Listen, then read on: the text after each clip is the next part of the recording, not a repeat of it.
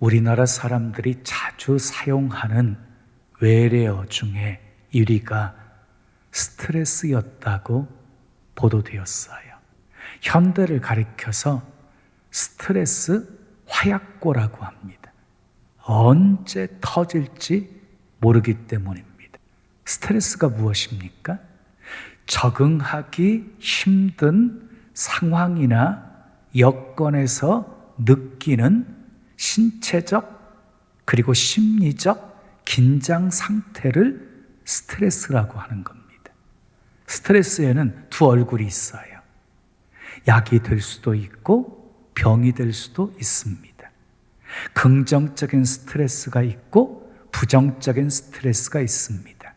무슨 말이냐면요, 스트레스도 적당하게 있으면 신체적으로 심리적으로 활력소가 되어 준다는 것이에요. 그러므로 스트레스는 많아도 안 되지만 없어도 안 되는 것입니다. 사람의 뇌 속에는 시상하부라고 하는 몸 조정실이 있습니다. 몸의 자율신경과 호르몬을 관장하는 아주 중요한 기관입니다. 호흡, 맥박, 그리고 혈압, 그리고 소화를 관장하는 기관입니다. 예를 들어서 이렇게 길을 걸어요. 걷다가 이제 뛰기를 시작하게 되어지면 산소가 많이 필요하니까 맥박이 빨라지게 되어지고 그리고 호흡이 가빠지게 하여서 산소를 많이 들여 마시게 하는 그런 자율기관이에요. 평소 같으면은요, 암세포가 생기잖아요. 그러면 경찰세포, 살해세포가 자동적으로 그것들을 다 잡아먹어 버린대요. 근데 스트레스가 많이 찾아오게 되어지면 그 세포들이 스트레스 세포와 함께 싸우다 보니까 암세포가 생겨도 잡을 여유가 생기지 않게 된다는 것입니다. 그래서 병이 생기게 되어지는 것이래요. 지금 사망 원인 1위가 뇌졸중입니다. 2위는 심장병입니다. 3위는 암입니다. 4위는 교통사고입니다. 5위는 자살입니다. 그런데 이 모두는요, 다 스트레스가 주 원인입니다. 스트레스 푸는 좋은 방법이 있습니다. 저는 스트레스가 생기면 감사의 조건을 찾습니다. 우리 주님이 범사에 감사하라고 명령하셨기 때문입니다. 그리고 더 좋게 하실 것을 기대합니다. 왜냐하면 하나님은 모든 것 합력해서 선을 이루신다고 말씀하셨기 때문입니다. 그리고 감당하기 힘든 스트레스가 찾아오게 되어지면 크게 하나님 앞에서 웁니다. 통곡하고 나면 하나님의 위로가 있게 되어집니다. 성경에 나오는 위인들을 보면 한결같이 수많은 스트레스를 경험했지만 모두가 극복하고 승리했습니다. 오늘은 그들이 승리한 비결이 무엇인지를 살펴보면서 함께 은혜를 나누려고 합니다. 첫 번째 따라하겠습니다. 요셉처럼 하나님의 섭리를 인정하는 것입니다. 요셉처럼 하나님의 섭리를 인정하면 스트레스를 이길 수 있어요. 요셉은요, 야곱이 사랑하는 아내 라헬을 통해서 낳은 아들이었어요. 그래서 이 야곱은요, 특별히 이 요셉만을 편애했어요. 요셉에게만 채색 옷을 입혔어요. 그러니까 이 요셉은 형들에게 있어서는요, 눈의 가시였어요. 그런데 거기다가 요셉이 꿈을 꾸잖아요. 꿈 얘기를 하고 나니까 더 미움을 사게 되었어요. 형들에 의해서 종으로 팔려갑니다. 누명 쓰고 감옥에 갇히는 신세가 되어집니다. 이루 말할 수 없는 스트레스를 받을 수밖에 없었습니다. 꿈이 이루어지기는커녕 절망의 나락에 떨어진 상황이었기 때문입니다. 그러나 요셉은 형들을 원망하지 않았습니다. 보디발 장군의 아내를 원망하지 않았습니다. 주어진 삶에 최선을 다했습니다. 어떻게 이 요셉은 스트레스를 극복할 수 있었습니까? 그 비결이 창세기 45장 5절에 나옵니다. 함께 읽어요. 시작. 당신들이 나를 이곳에 팔았다고 해서 근심하지 마소서, 한탄하지 마소서. 누가? 하나님이 생명을 구원하시려고 나를 당신들보다 먼저 보내셨나이다. 그러니까 요셉은요, 팔려왔다라고 생각하지 않았습니다. 하나님이 이곳에 나를 보내셨다라고 생각하면서 살았다는 것입니다. 다시 말해서 하나님의 섭리를 인정한 것입니다.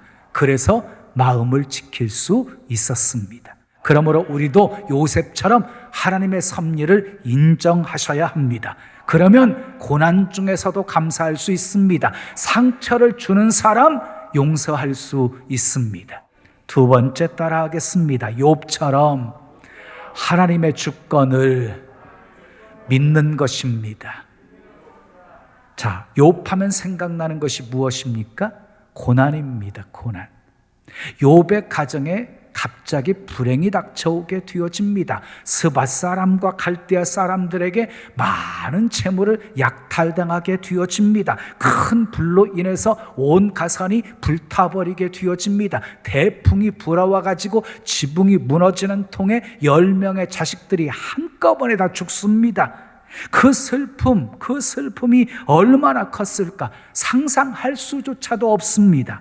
거기다가 발바닥에서 정수리까지 종기가 났습니다. 얼마나 가려웠는지 처음에는 손으로 긁었는데 나중에는 기와 조각으로 긁어야만 했습니다. 여기저기서 막 피가 터지기 시작했습니다. 차마 눈 뜨고 볼 수 없는 상황이었습니다. 이 욥의 친구들이 그런 욥의 모습을 보고 7일 동안이나 울었다고 그랬어요. 7일 동안 울었어요. 너무너무 참혹한 모습이었기 때문이었습니다. 거기다가 욥의 아내는 그를 향해서 하나님을 욕하고 죽으라고 했습니다. 여러분 보세요. 욥은 모든 것을 다 잃었습니다. 재산도 잃었습니다. 건강도 잃었습니다. 자식도 잃었습니다. 그럼에도 불구하고 그런 상황 속에서 욥은 이렇게 고백을 합니다. 내가 모태에서 알몸으로 나와 싸운즉 또한 알몸이 그리로 돌아가올지다. 주신 이도 여호와시요 거두신 이도 여호와시니 여호와 이름이 찬송을 받으실지니이다. 여러분, 욥은 하나님의 주권을 믿었어요. 알몸으로 왔다가 알몸으로 가는 인생, 주신 분도 하나님이시고 거두어 가신 분도 하나님이시라고 고백하면서 오히려 하나님을 찬양하고 있습니다. 이해가 되십니까? 하나님의 주권을 믿었기에 그런 상황 속에서도 하나님을 찬송할 수 있었던 것이에요. 욥처럼 하나님의 주권을 믿으십시오. 그러면 끝까지 욥처럼 믿음 지킬 수 있습니다. 세 번째 따라하겠어요. 다윗처럼 문제를 단순하게 생각하는 것입니다. 다윗은 사울왕이 자기를 시기해서 죽이려고 하자 도망자로 살게 되어집니다. 그런데 오히려 다윗이 사울왕을 죽일 수 있는 두 번의 기회가 찾아와요. 옆에 있던 신하가 죽여버립시다라고 말했을 때 이 다윗이 뭐라고 대답을 합니까? 내가 손을 들어서 여호와의 기름 부음 받은 자를 치는 것을 여호와께서 금하시나니 그의 머리 곁에 있는 창과 물병만 가지고 가자 라고 말해요. 그 순간에도 다윗은 하나님을 생각하고 있어요. 하나님이 금하셨다. 기름 부음 받은 자를 치는 것을 하나님이 금하셨다. 그래서 죽이지 않습니다. 아주 단순하게 생각했습니다. 사울왕을 죽이면 자기가 왕이 되는 것입니다. 도망자로 살 필요도 없는 것입니다. 그런데 서두르지 않았습니다. 하나님의 때를 기다렸습니다. 기다린 결과 모든 사람들의 환영을 받으면서 왕이 될 수 있었습니다. 다윗은요, 아들 압살롬이 반란을 일으켰어요. 얼마나 급했는지 신발도 신지 못하고 도망가는 신세가 되었어요. 얼마나 황당했겠어요. 아들놈이 그랬으니. 그럼에도 불구하고 이 다윗이 신하들에게 부탁을 해요. 나를 위하여 젊은 압살롬을 너그러이 대우하라. 제발 죽이지는 말라 하고 당부해요. 그런데 요압 장군이 창으로 찔러서 죽이지요. 그런데 압살롬이 죽었다는 소식을 듣고요, 이 다윗이 크게 슬퍼하면서 내 아들 압살롬아, 내 아들 압살롬아, 차라리 내가 너를 대신하여 죽었더라면 좋았을 걸, 이러면서 울어요. 다윗은요, 압살롬이 반란의 주동자였지만 이 다윗에게는 아들이었던 거예요. 여러분, 다윗은 문제를 보는 시각이 아주 단순해요. 자, 매사에 하나님께 묻잖아요. 하나님께 또 묻고 또 묻고 하나님보다 앞서지 않았어요. 하나님이 말씀하시면 곧장 순종했어요. 여러분, 다윗의 삶은요, 복잡하지 않았어요. 단순했어요. 사랑하는 여러분, 문제에 부딪혔을 때 단순하게 생각해야 스트레스 받지 않습니다. 너무 문제를 복잡하게 생각하면 매우 피곤해집니다. 아니, 남도 피곤하게 만듭니다. 신앙생활도 그렇습니다. 복잡하게 생각하는 사람 잘 믿을 수가 없습니다. 신앙은 아주 단순합니다. 믿으면 구원받습니다. 아멘. 순종하면 축복받습니다. 복 있는 사람이 되어지면 시냇가에 심겨진 나무처럼 되어서 시절을 쫓아 과실을 맺고 잎사귀 마르지 아니하고 모든 행사가 형통하게 됩니다. 아멘. 영혼이 잘되게 되어지면 범사가 잘되게 되어지고 강건한 축복 속에 삽니다. 소나 돼지에게는요, 스트레스가 없습니다. 왜냐하면 주어진 여건 속에서 불평 없이 살기 때문입니다. 그래서 동물들에게는요, 위기양이 없답니다. 너무 문제를 심각하게 생각하면 모든 것이 스트레스가 됩니다. 다윗처럼 단순하게 생각하십시오. 그러면 다윗처럼 하나님의 마음에 합한 사람이 될 수 있습니다. 네 번째, 따라합시다. 다니엘처럼 감사할 수 없을 때에도 감사하는 것입니다. 다니엘서 6장 10절 말씀 함께 읽어요. 시작. 다니엘이 이 조서에 왕의 도장이 찍힌 것을 알고도 자기 집에 돌아가서는 윗방에 올라가 예루살렘으로 향한 창문을 열고 전에 하던 대로 하루 3번씩 무릎을 꿇고 기도하며 그의 하나님께 감사하였더라 그랬어요. 다니엘은요, 기도하면 사자굴에 던져 넣어진다는 사실을 알았어요. 알았음에도 불구하고 집에 가서는요, 예루살렘을 향해서 문을 활짝 열어놓고 보라는 듯이 하루에 3번씩 기도했어요. 그것도 어떻게 기도했어요? 감사하며 기도했어요. 알고도 감사한 것이에요. 감사할 수 없을 때에도 감사한 것이에요. 여러분, 감사는 스트레스를 해결할 수 있는 가장 좋은 방법입니다.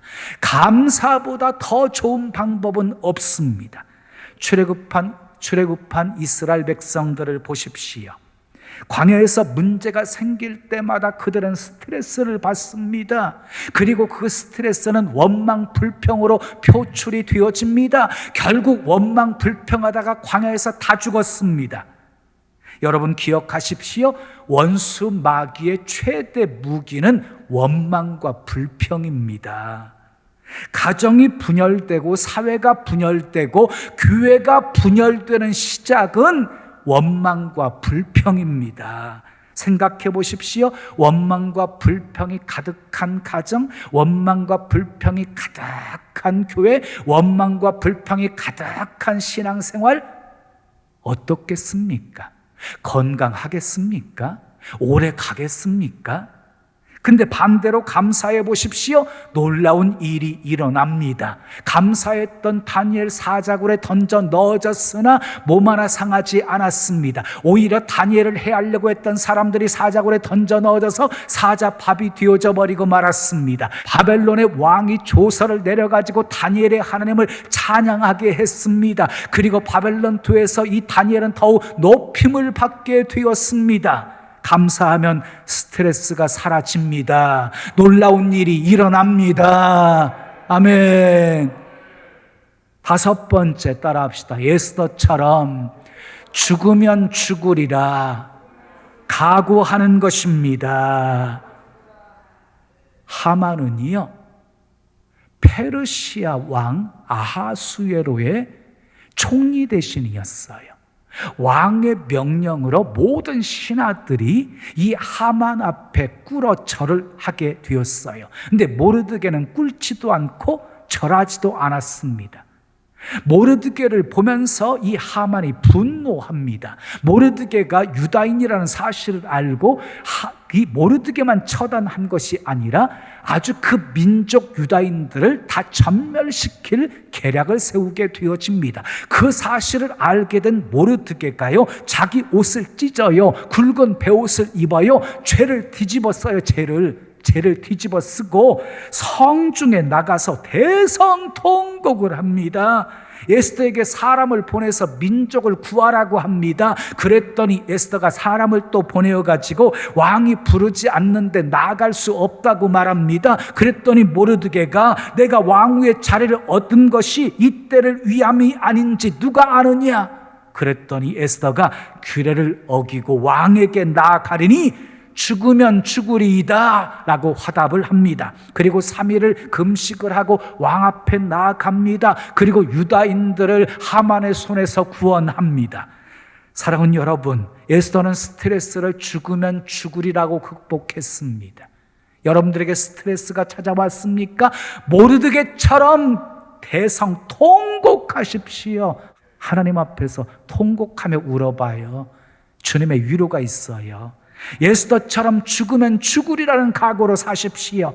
이기고 또 승리할 것입니다. 여섯 번째 따라합시다. 바울처럼 낙관적으로 생각하는 것입니다.